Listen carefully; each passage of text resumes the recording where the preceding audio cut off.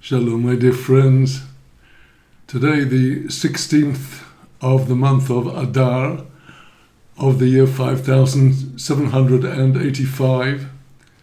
And today, the 16th of Adar, is the last of a unique celebration of 3 days of Purim, which occurs at intervals of several years. The last time this occurred was about 4 years ago, and the next time it will occur will be in around another 20 years, known as the Purim Mishulash, the trebled Purim, the triple Purim.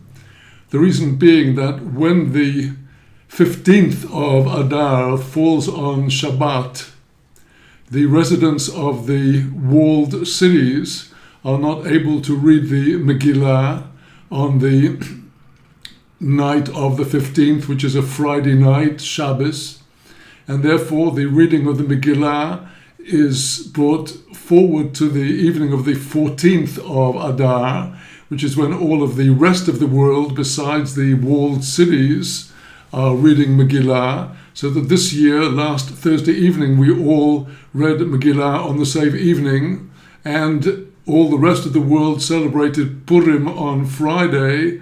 Jerusalem celebrated the actual day of Shushan Purim, yesterday Shabbat, and today is the third day of Purim in Jerusalem, and those few cities that are known to be or are thought to have been walled cities in the days of Joshua ben Nun, and these include the city of Tzfat, from which I'm speaking to you now, which is thought to be identified with the city of Kedesh Naphtali, which is mentioned in the book of Deuteronomy as one of the northern cities.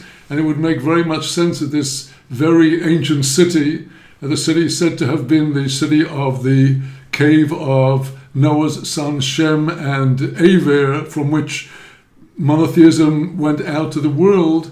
And Tzfat is also considered to have been possibly a walled city. And for that reason, we also celebrate today the trebled Purim. And Purim is all about the overthrow of an idol. In this case, Haman, the wicked Haman, who turned himself into an idol and could not abide by the thought that anybody would refuse to bow down to him. Our sages say that Haman put a little idol pinned onto his clothes so that people would have to bow down to the idol, but the real idol was Haman's grossly inflated ego that could not abide by anybody who would not submit to him.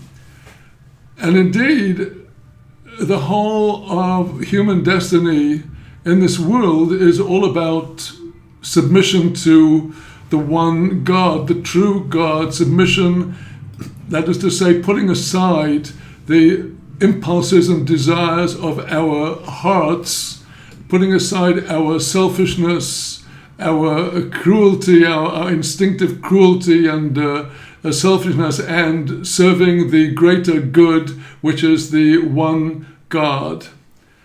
However, Haman did something which has been done time after time by religions throughout history, which is to take a truth and to try to use that as a foundation to twist everything to the falsehood which the person trying to do this wishes to achieve, where the devotion, the awe, the reverence, and the fear that the true God engenders is hijacked in order to serve some different goal, where a false God is erected, but the priests, as it were, of the false God use all of the psychology of fear and playing on people's minds in order to get them to submit to this idol. And indeed, looking at the history of religions, we can say throughout the ages, we can see how very many times People twist religion. In some cases, people twist religion for their own personal glory, where people try to show how pious they are, how devout they are, as a way of aggrandizing themselves. Others have used religion in order to inspire people to help them in their political and their military aspirations. And so it's in the light of a critical thinking that we should be examining the different religions of the world. Indeed, one of the most distinctive features of Torah thought is that both the written Torah and the oral Torah are founded upon asking questions. In the written Torah, there are two terms which allude to the mystery of God. One is the word mi, which in Hebrew means who, and the other is the word ma, which in Hebrew means what. In other words, when we look at creation, we look at the universe, we are asking, what is all of this and what is its source?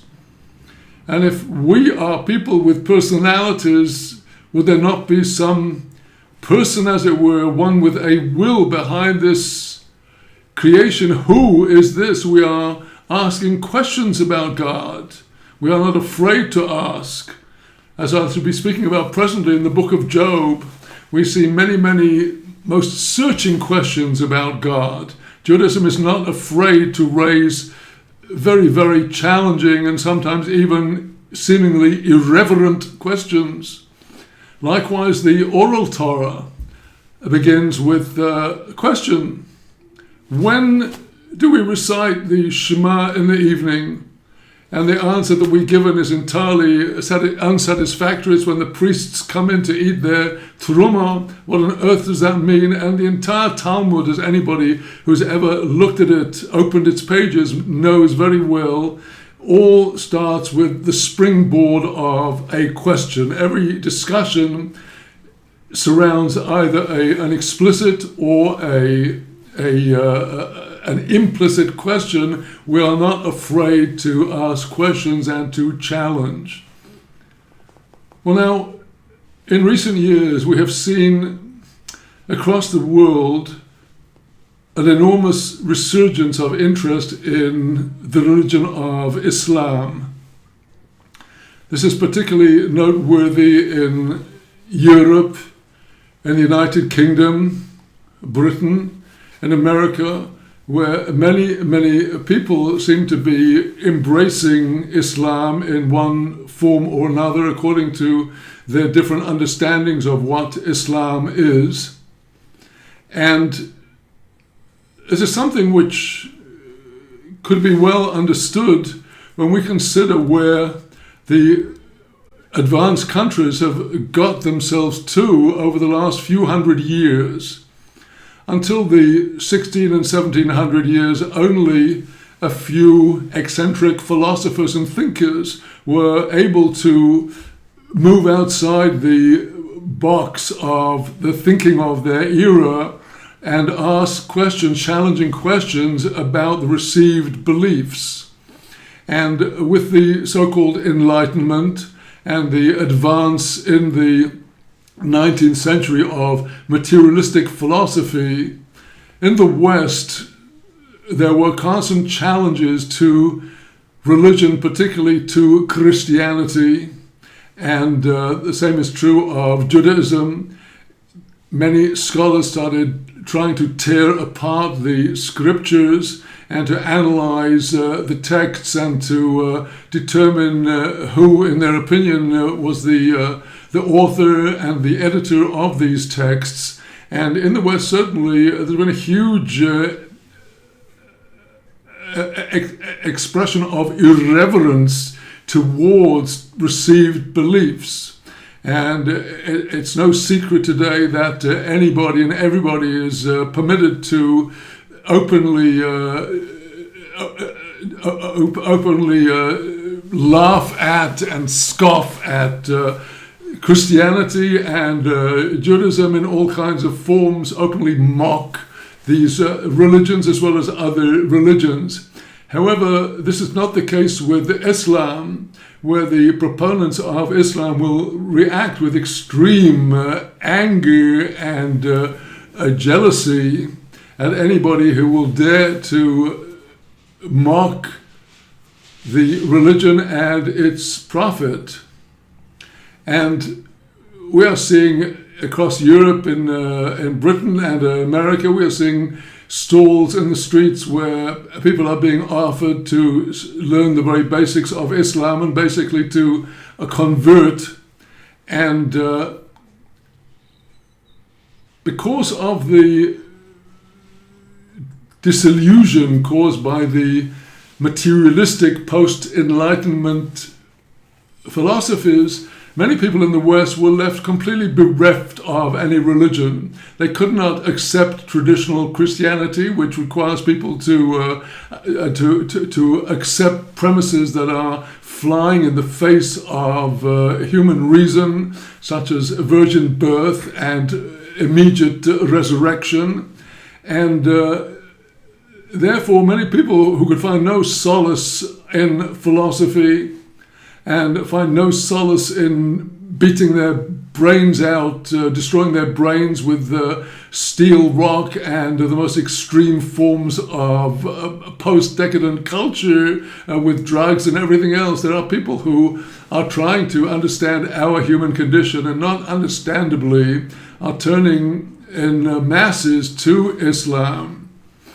I became aware of this trend over 25 years ago when I saw in an article in the prestigious London Times, an article about how the upper echelon of the British society were indeed embracing Islam, something that has been evident in Britain since the days of Lawrence of Arabia. And indeed, this is said to reach even to the king and of the King of England and his Queen, who were seen recently preparing packages of dates for people to break their Ramadan fast at the Iftar feasts. Well, I'm certainly not any kind of expert in Islam, and I cannot speak with any authority whatever about Islam, and I do not propose to do so, nor am I any kind of authority in most other religions except the body of religious teachings to which I've devoted myself for the last 50 years. That is the Hebrew Torah and all of its associated writings. Now, those people in the West who are embracing Islam are understandably tremendously excited by having discovered a whole world of the spirit, a world that gives meaning and explanation to human life, a world that has concepts of good and evil, that does not require you to believe in concepts of virgin birth, etc., and which has seemingly a very simple approach to the creator of the universe, the one God.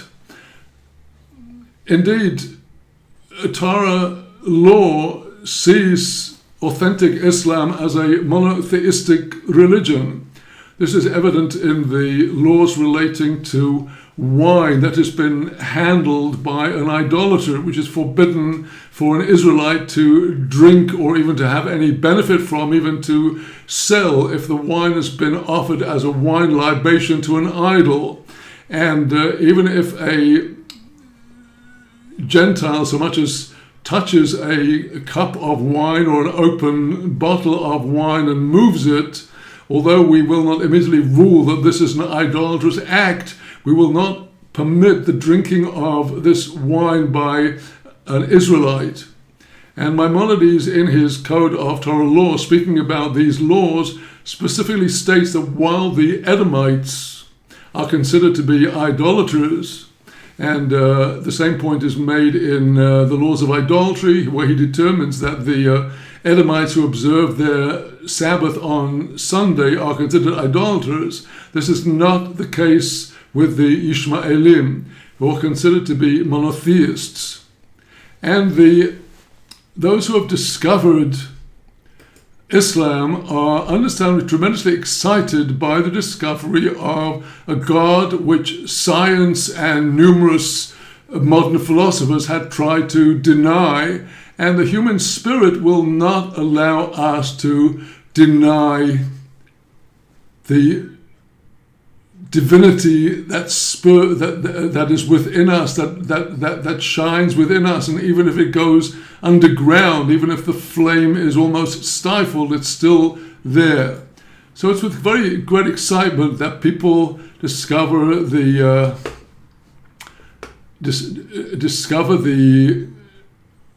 concept of Allah, and people are telling us in their social media posts on TikTok and Facebook and X, etc., telling us about all the wonders of Allah. And as a student of the Torah and a student of the scriptures of Judaism, the Bible, the Hebrew Bible, it is very striking that there's absolutely nothing new for us, for the people of the book, the people of Israel, in the name of Allah. And I make this point as we enter into discussion that follows on from our last discussion, which was about the divine attributes and the corresponding divine names in the Hebrew scriptures. Well, now, the Hebrew scriptures are almost entirely written in Hebrew with certain exceptions. There is an exception in the book of Genesis where, in the account of Jacob fleeing from his father-in-law Laban, and Laban chases after Jacob and catches up with him, and after a very intense dispute between them, they make a peace agreement, and Jacob erects a pile of stones to be a witness and calls it Gal Ed. Gal Ed is the Hebrew expression. A gal is a pile, and ed is a witness. Whereas Laban called it in the language of his place, which was Aram. Laban came from Aram Naharaim. This is Aram by the waters of the Euphrates and the Tigris. Aram in Aramaic, and these are the words in the text of the Torah, Aramaic in the Torah. He calls this pile of stones Yegar Sahaduso. Yegar, a gathering of Sahaduso, of testimony. So we see even in the 5 books of Moses, and there are other words in the 5 books of Moses, which our commentators note are in the Aramaic language. The languages of Aramaic and classical biblical Hebrew are in fact 2 sister languages. They both stem from the Middle East, the language of Babylon. After the dispersal of the people, the language that spread across was Aramaic, spreading out from the territories of Aram, which today would correspond to the entire area from Turkey eastwards, and the Bnei Israel, the Ivrim, the descendants of Abraham, took with them what we call Lashon HaKodesh, the holy language, the language set apart, the Hebrew language, called Hebrew because it comes from Abraham HaIvri, Abraham the Hebrew. And indeed, the earliest Torah work, the Sefer Yetzirah, is attributed to Abraham and is written in purest Hebrew. Aramaic, however, was being spoken by Laban and by inhabitants across the Middle East. It was indeed the lingua franca. And what we find that the Jews in Judea used at times both Aramaic as well as Hebrew.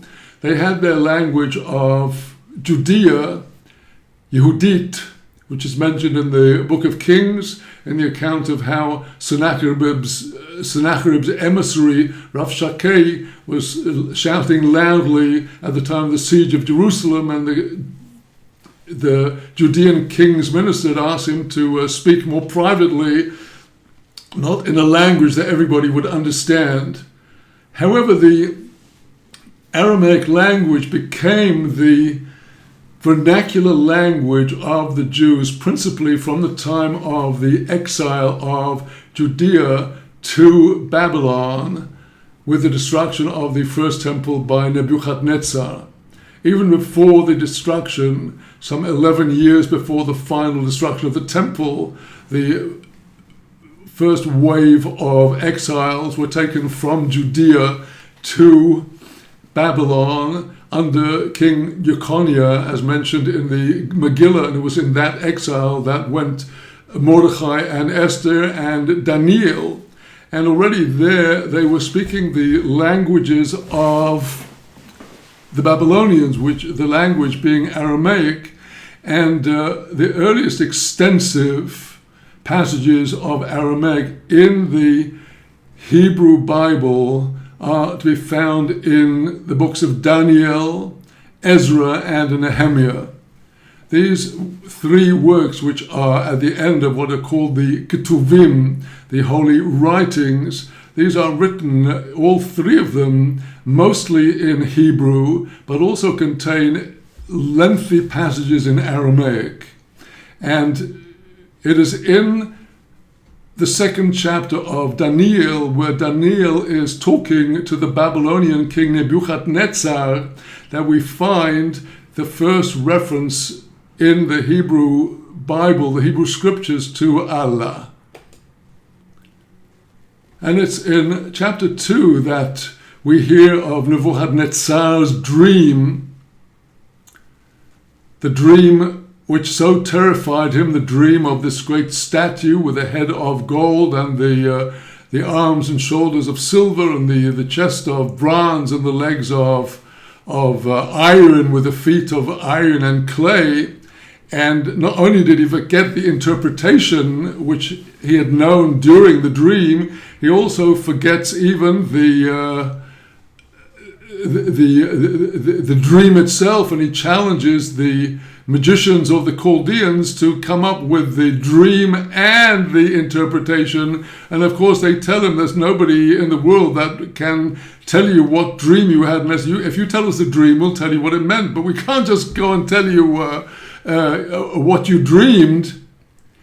And in his rage, Nebuchadnezzar threatens to kill all of the sages of Babylon, until Daniel, who hears about this, says, wait, don't kill them, because we have our ways, we the children of Israel, to rise to levels of prophecy where even such secrets may be revealed to us.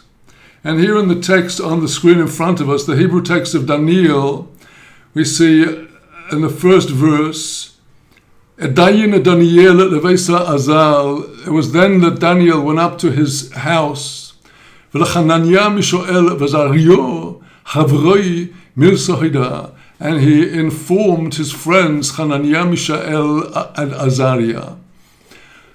And here the key verse, the second verse on our screen, V'rachamim lemeva'eh min kodam ella shemayo al roza deno delo yohavidun Daniel v'chavroi im she'or chakimei bovel. Let them beg compassion from before Ella Shemayo, the God of heaven, over this secret. That Daniel and his friends, companions, should not be destroyed with the other sages of Babylon. Then the second verse in which this same divine name appears in Aramaic, the third verse on our page, Daniel bechezva delelio roza geli. And then to Daniel in the vision of the night the secret was revealed. Edayin Daniel berech la'ella shemaim. Then Daniel blessed the God of heaven. Aneh Daniel va'amah leheve shmei de Eloho mevorach min olmo va'ad olmo. Here in the fourth verse on the screen, the Aramaic verse, we see this crucial connection where Daniel answers and says, let the name of Eloho, let the name of God be mevorach, let it be blessed from eternity to eternity. The chochmas gevurta, the lei, for the wisdom and the might is his. So here we see that in the second verse on the screen and the third verse in the screen, the divine names that are circled in red are Eloh, whereas in the third verse, it's obviously clear that Daniel is speaking of the same God. It's a name that we already encountered in our previous discussion last week, the name of Elohah. And indeed, the name of Elohah is the singular in Hebrew Bible of the name that is most regularly used for God, with the exception of the Tetragrammaton, and that is the name of Elohim. It's clear that the name of Elohah, which we saw there in the passage in Daniel, and which is also found in the 5 books of Moses and the other books of the Tanakh, we see that Eloah means God, and Elohah actually is the singular of the name Elohim, which we've discussed as being the generic term for God, with its mystery of its being a plural name, which in almost all cases in Tanakh is used with a singular name when it's referring to the God of heaven and earth. As we discussed in our last session about the divine names and attributes, the name of Elohim is used both of the angels, the great divine powers. It's used of what we call other gods, Elohim acherim, gods that are other than the one God to whom they are all subordinate. Those who worship the planets, the forms of the sun and the moon, of Venus, of Mercury and Mars and Saturn and Jupiter, etc. So the word Elohah is itself the singular of the name Elohim, which occurs there in the text of Daniel. So to return now to this text of Daniel, if we will go through the continuation, I'm not going to go to every case in Daniel where this name of Eloah is used, or the name of Elah, but they are actually linguistically one and the same name. When we will look at the name there in the text of Elah, which Daniel is using as the generic term of God, if we will consider how languages shift over generations, how dialects shift, how it could be that in a particular language a word was pronounced in one way, but over generations the vowels and indeed where the emphasis on the occurs in the word will shift. And so it's obvious that the name Elah and Allah are very closely related. We find today people who have discovered Islam are talking about sometimes Allah or sometimes Allah, and clearly there are different ways, but the point that I'm making is that this name was the general name for the one God accepted throughout the Middle East already long before the rise of Islam.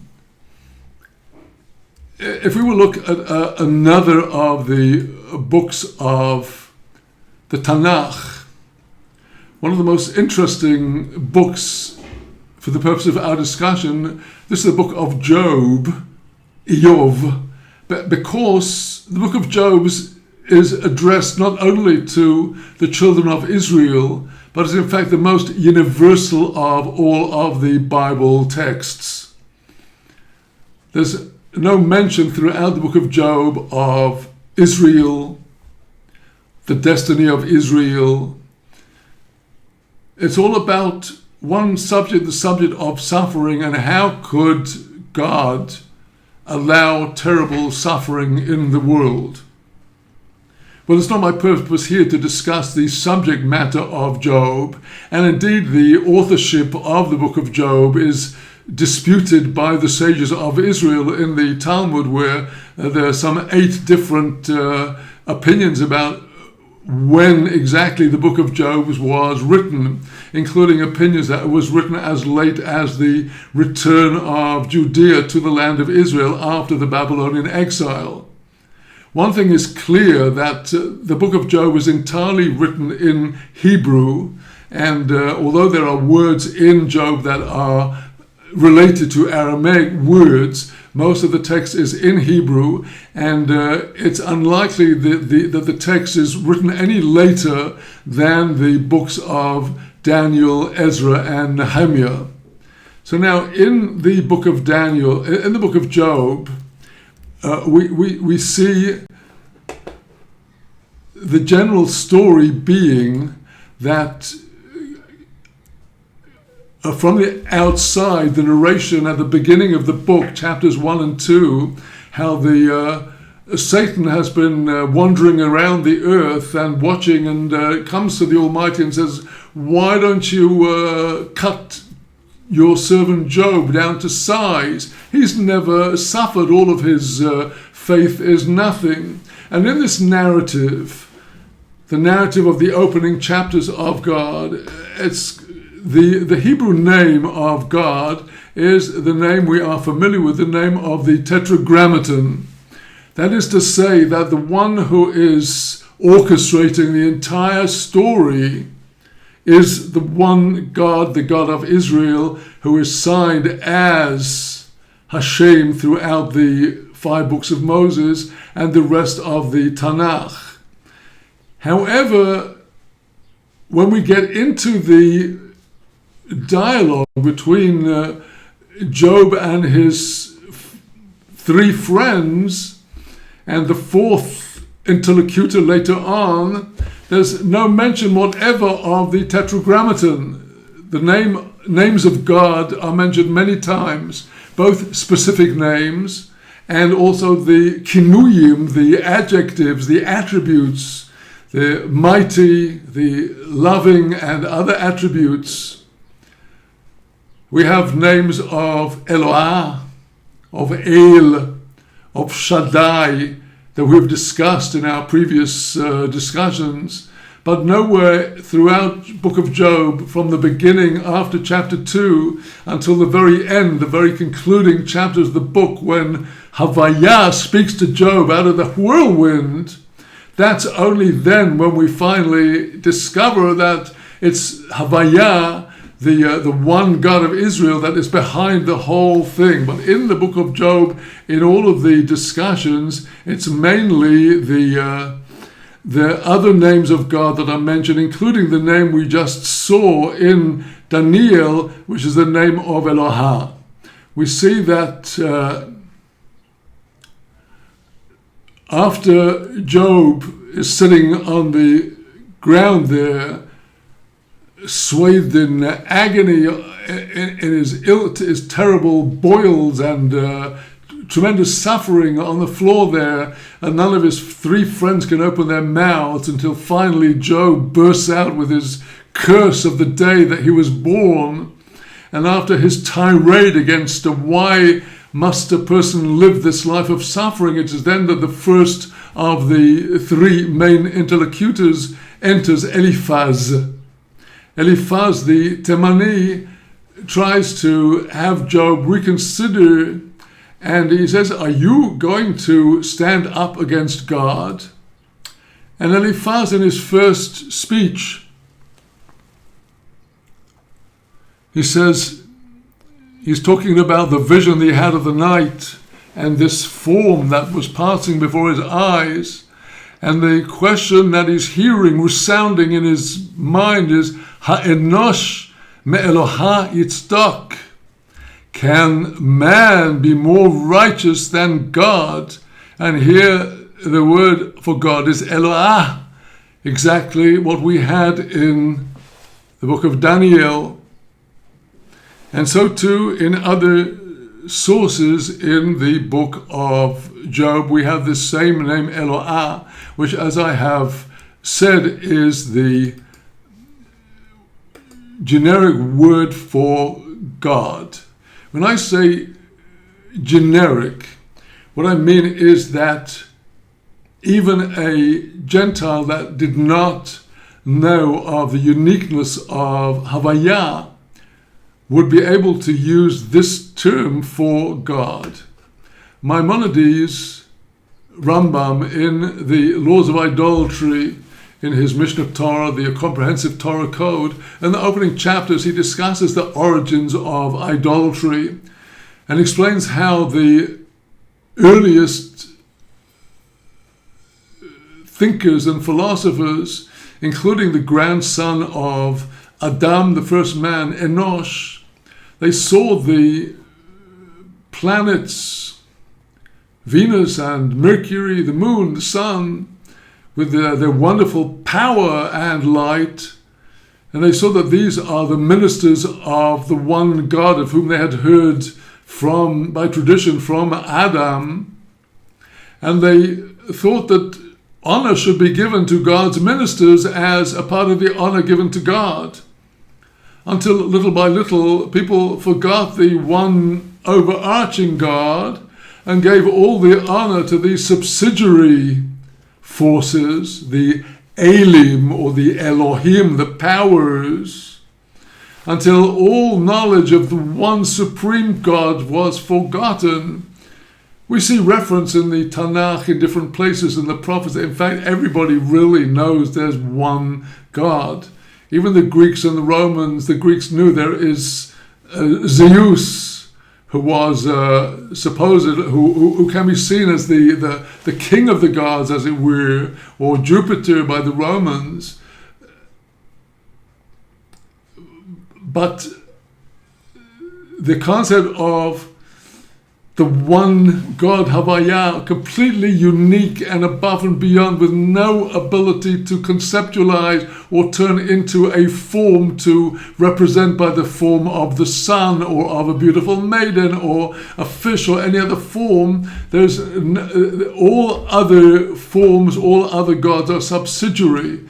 And the term Elohim, as we've discussed, may be used both of the one God, and in which case it has a singular verb. But in the Bible it's also used of the angels, as we discussed in the class on divine names and attributes, also used of the earthly judges.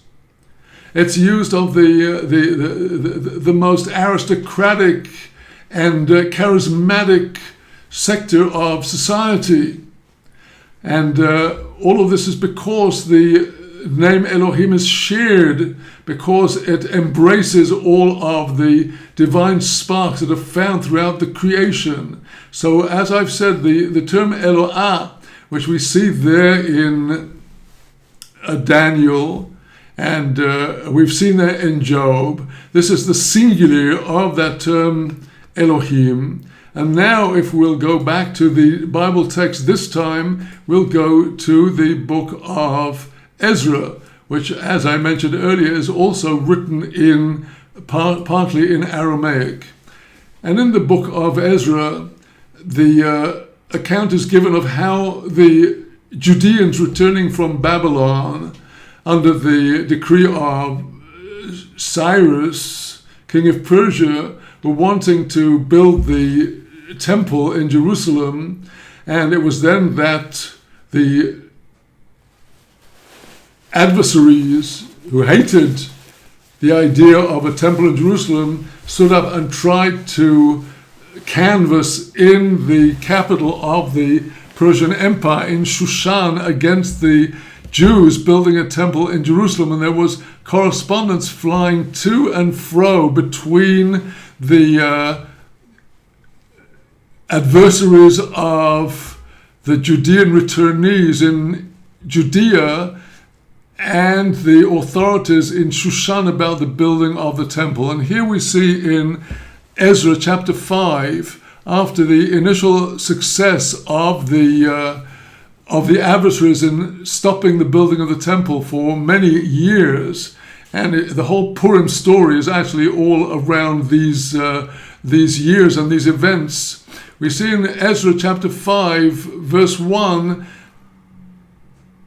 Haggai the prophet and Zechariah the son of Iddo the prophet, they started prophesying over Judea in Judah and over Jerusalem in the name of Eloh Yisrael Alehoin, in the name of the God of Israel over them. So here in a verse which is actually written in the Aramaic language, we see once again the same term we found in Daniel, Eloh, which I am associating with Allah as the generic term for the one God throughout the Hebrew Bible and throughout the pre-Islamic world. The name Allah was well known by the Christians and by the Jews, who by then, in the years after the Roman occupation and the destruction of the Second Temple, were spread in Arabia and in Persia and other countries in the Middle East. They were using this language of Aramaic and using this term. And then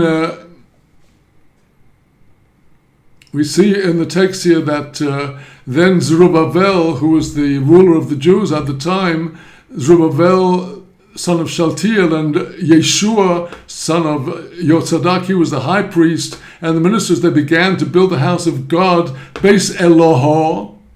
So here again we see the same root name Eloho used in Aramaic as in the Hebrew text, the singular of Elohim, the house of Eloho in Jerusalem, and with them there were other prophets of Eloho who were supporting them.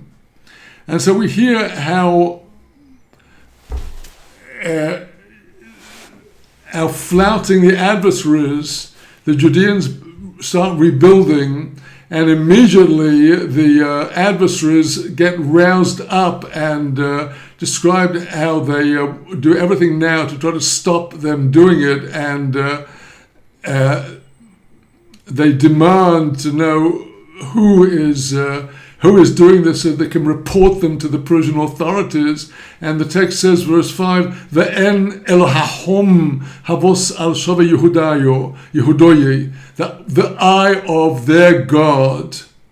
Again, the name Eloah, with the suffix Elohahom. Hahom means their God. The root name here is Eloah. The eye of their God was upon the returnees of Judea, and they were not able to stop the work. And we see in the continuing chapters in the book of Ezra there again repeatedly the appearance of the name Elah as a name of God.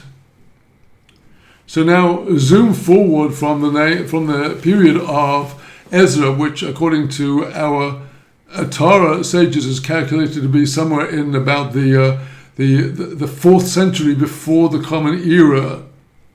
We're finding already that the name Allah is well known, and so it was clearly, according to scholars and historians throughout the Middle East, at the time when there arose in Arabia Muhammad. So clearly Muhammad was in introducing his innovations. He was appealing to a concept that was already known. He was most certainly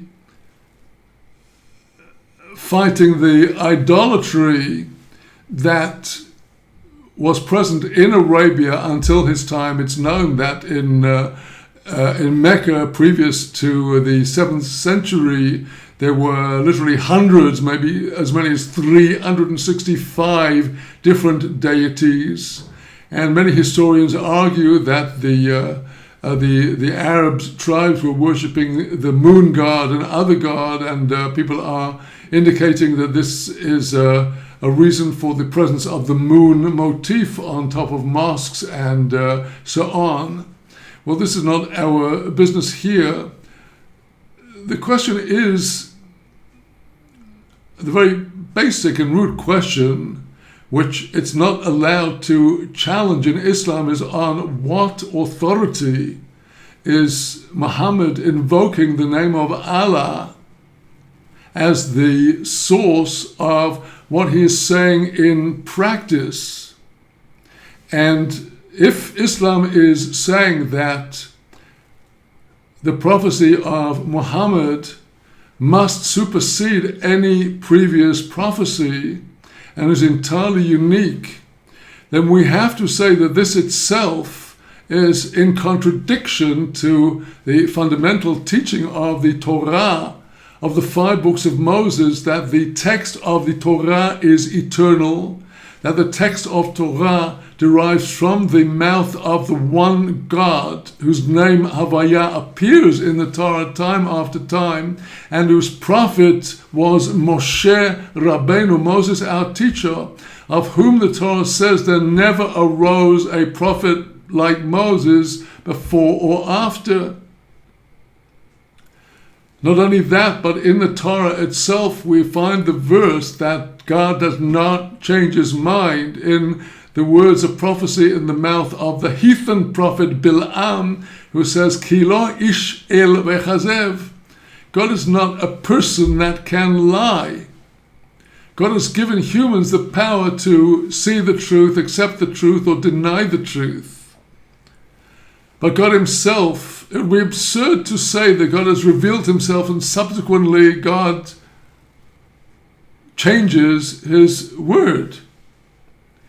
And so the question that we must ask is, on what authority is the teachings that are attributed to Islam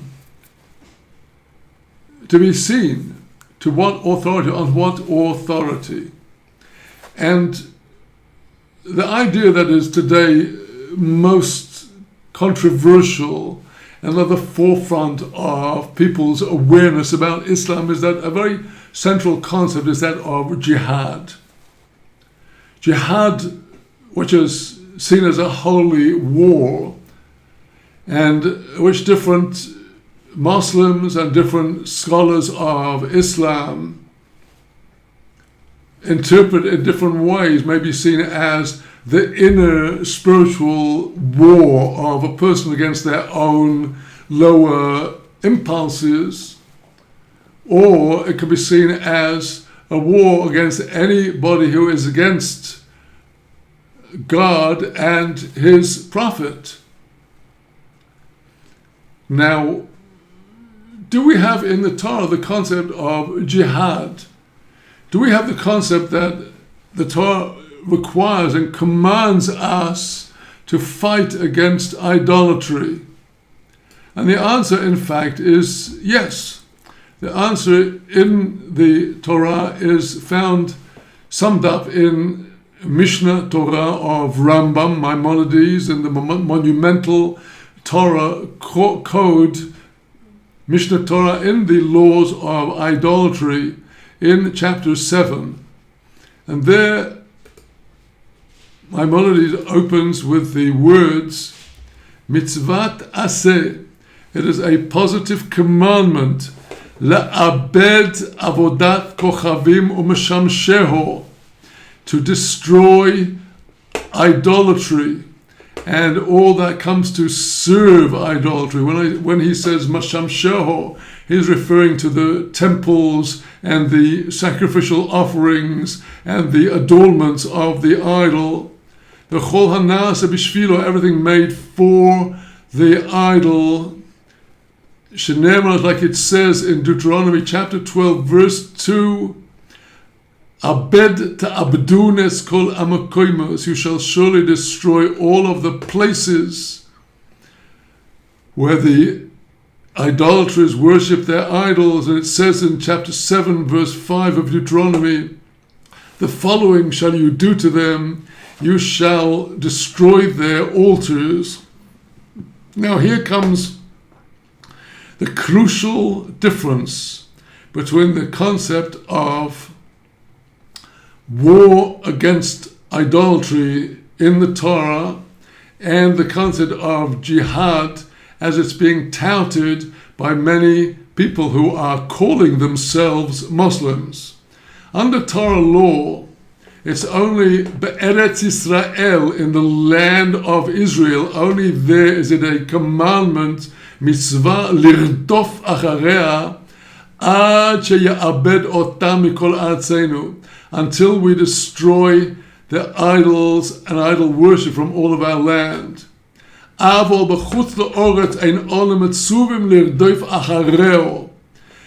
Outside of the land of Israel, we are not commanded to proactively go out and wherever we can find any idolatrous place of worship or idol, we are to destroy them. Not so. Any place where Israel conquers that place, there we are to destroy the idols.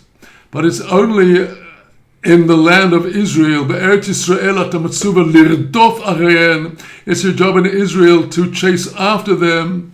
V'yata matzuva lirdof acherein b'chutz la'aretz. You're not commanded to chase after them in outside of the land of Israel. Well, now, a really crucial question arises as who is defining what is idolatry and who is determining who is the idolater. We have in Torah law discussed there in the section of laws of idolatry in Maimonides' code, the Mishnah Torah, the laws of idolatry, we have the whole subject of the Ir Hanidachas. Ir Hanidachas is an Israelite city where two or more people, inciters, got up and persuaded either all or a majority of the city to worship idols. And if the great Sanhedrin, the great court of 71 sages in Jerusalem, heard of such a town where most of the inhabitants had reverted to idolatry under the incitement of these people from the town, they would send people to investigate. Before doing anything, they'd send people to investigate. And the next thing they'd have to do is to find witnesses of who had actually worshipped the idol and who didn't, and to separate them, because the people that didn't worship were not going to be punished in the way that the people who did worship the idol would be punished by put to the sword. And so the entire law of the Ir Hanidachas, the city that had been turned away from Torah into idolatry, the whole law was subject to a law court and to a legal process. And here you could say that there was a jihad going on. We find examples in the Tanakh at the end of the book of Joshua, when the tribes of Reuben, Gad, and half Manasseh were going to their territories outside the main promised land, and they wanted to build an altar on the border to indicate that they too were part of the children of Israel. All of the other tribes were marching against them with a great army until the tribes of Reuben, Gad, and Manasseh could explain themselves. In the time of the concubine of Gibeah, all of the tribes of Israel went up against Benjamin with armies. But we can find historically no examples of jihad in the history of Judaism where the Israelites are going out to forcibly convert other people. Because, as we find in Maimonides' code, we find that Moses himself was commanded to bring all of the world to the acceptance of the 7 laws of the children of Noah. And this is specifically stated by Maimonides at towards the end of the chapter of the laws of Kings, where he speaks about the laws of the Bnei Noah. And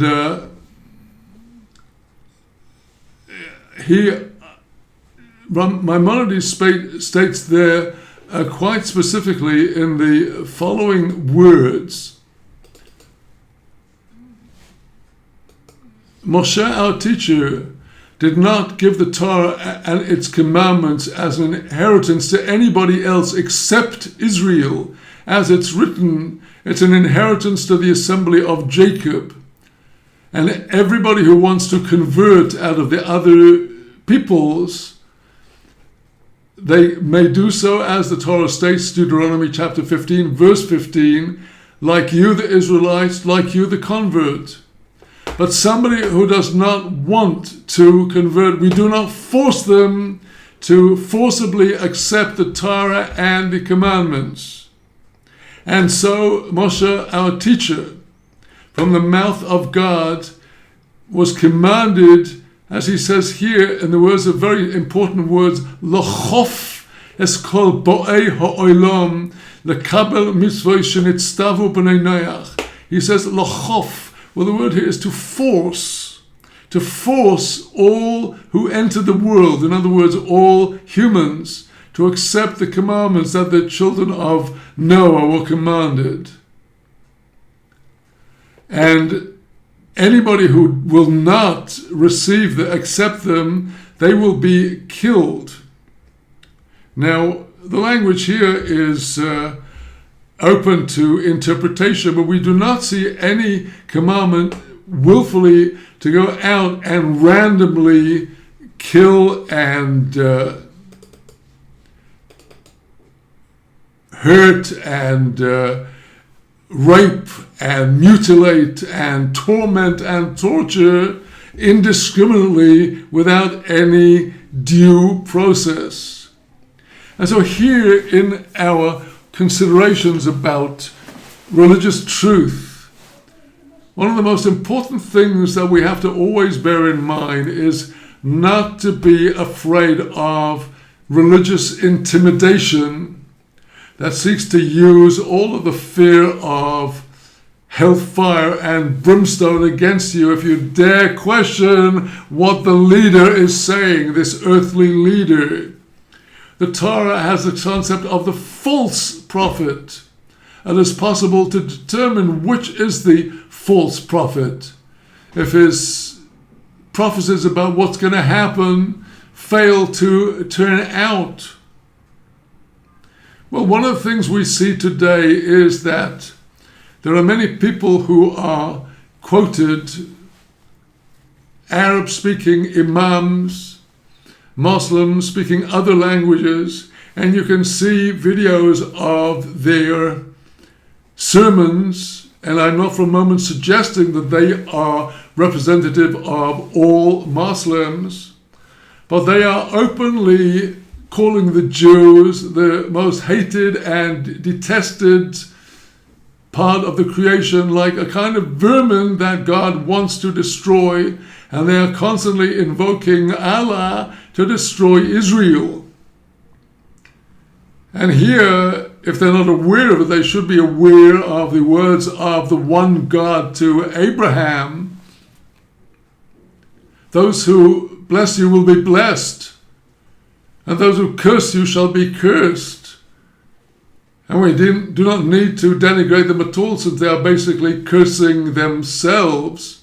But what we do need to be aware of is how easily religion is being used to whitewash chauvinistic, expansionistic intimidation in order to get people to submit themselves not to the true God, but to a terrestrial power that wants to exploit them.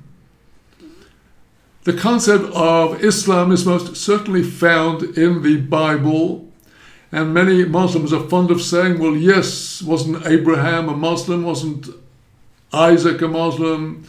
Wasn't Jacob a Muslim? And yes, indeed, in the true sense of the term Muslim, one who is completely submitted to the one God.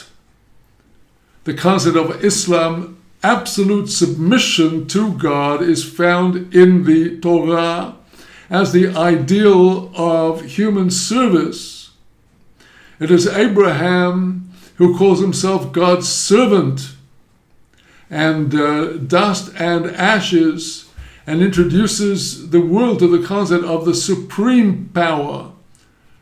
But when the authority of God is pulled down, and it might be the Roman Catholic Church, it might be some radical Muslims, or maybe anyone, to justify things that are blatantly against the foundational law of humanity, the law of the children of Noah, not to indiscriminately murder, not to indiscriminately rape, and to set up laws of justice. You cannot equate the very negation of the laws of the children of Noah with service of the one God. Rather, this is service to a satanic force that takes over the people who believe this.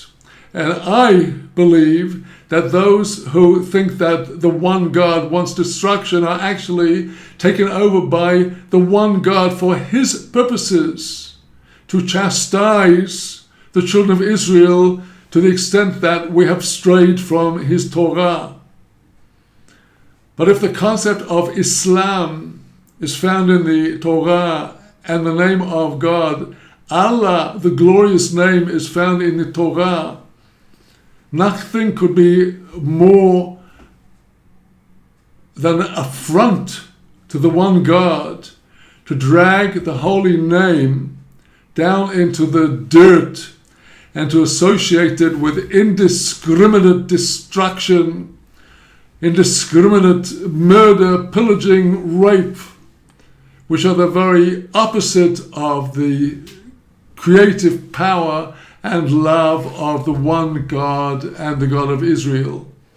And we see that the message of Purim is how it was through the power of the righteousness of Mordechai and Esther, their refusal to submit to the idolatry of Haman, their refusal to be afraid of Haman, together with the change in the hearts of all Israel, the repentance.